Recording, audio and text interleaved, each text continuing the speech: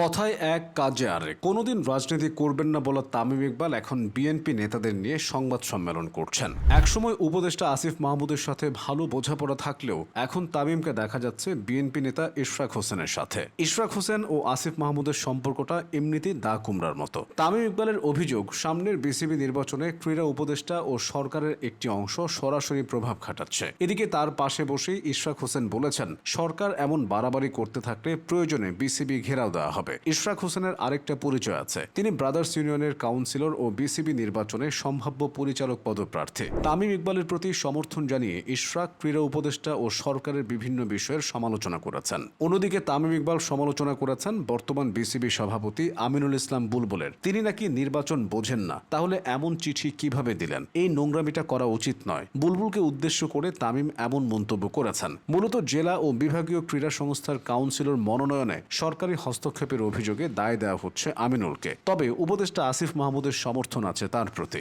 শেষ মুহূর্তে মোহাম্মদ আশরাফুলের জায়গায় ঢাকা বিভাগের কাউন্সিলর হওয়া আমিনুল বিসিবির নির্বাচনে পরিচালক পদে লড়বেন। পরিচালক নির্বাচিত হলে তিনি সভাপতি পদের জন্য লড়বেন, তাই তাকে প্রতিদ্বন্দ্বী হিসেবে দেখছে তামিম ইকবাল। এদিকে তামিম ইকবালকে বিএনপির প্রার্থী বলে আরও আগেই উল্লেখ করেছেন বিসিবির সাবেক সভাপতি ও বিএনপির সাবেক সংসদ সদস্য আলী আসগর লবি। তামিমের নির্বাচনী কর্মকাণ্ডেও বিএনপি দলীয়দের সংশ্লিষ্টতা লক্ষণীয়। 21 সেপ্টেম্বর যে সংবাদ সম্মেলনে বসে তিনি কাউন্সিলর মনোনয়নে অনিয়মের অভিযোগ তুলেছেন, সেখানেও তামিমের আশপাশে থাকা সবার রাজনৈতিক পরিচিতি বিএনপির লোক হিসেবে। ঘোষণা দিয়ে বলা না হলেও তাই কারো বুঝতে অসুবিধা হচ্ছে না যে তামিম বিএনপির সমর্থন নিয়ে বিসিবির নির্বাচনে নেমেছেন। একদিকে ইশরাকের হুঁশিয়ারি আর অন্যদিকে তামিম ইকবালের অভিযোগ, দেশের ক্রিকেটে এমন উত্তেজনাকর পরিস্থিতি সাম্প্রতিক অতীতে দেখা যায়নি। ক্রিকেটটা দেশের মানুষের একটা আবেগের জায়গা। এখানে রাজনৈতিক মতামত ও হস্তক্ষেপ অনেকেই স্বাভাবিকভাবে নিচ্ছেন না। কেউ কেউ তামিম ইকবালের তীব্র সমালোচনা করছেন। মাঠের ক্রিকেটে বাংলাদেশ, মাঠের বাইরে তামিমের সংবাদ সম্মেলন এটা নতুন কিছু নয়। এবারও বাংলাদেশ যখন এশিয়া কাপে ভালো একটা অবস্থানে রয়েছে, ঠিক সে সময় এমন কিছু ঘটেছে।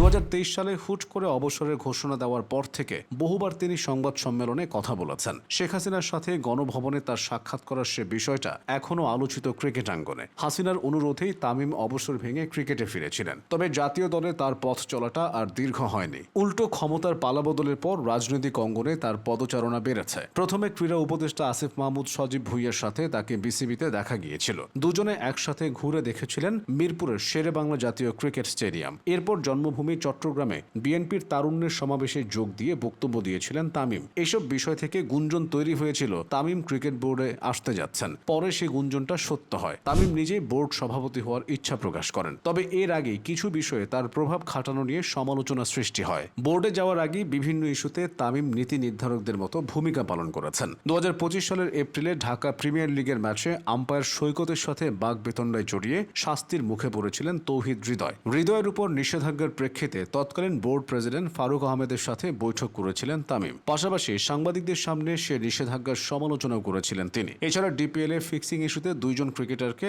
ভরা মজলিসে বিসিবির দুর্নীতি দমন ইউনিটের জেরার ঘটনায় ক্ষোভ প্রকাশ করেছিলেন তিনি। তামিমের এমন ভূমিকা সে সময় বেশ বিতর্কের জন্ম দিয়েছিল। এবার বিএনপি নেতাদের নিয়ে সংবাদ সম্মেলনে কথা বলে নতুন করে আলোচনার সমালোচনার সৃষ্টি করেছেন সাবেক এই ওপেনার্স।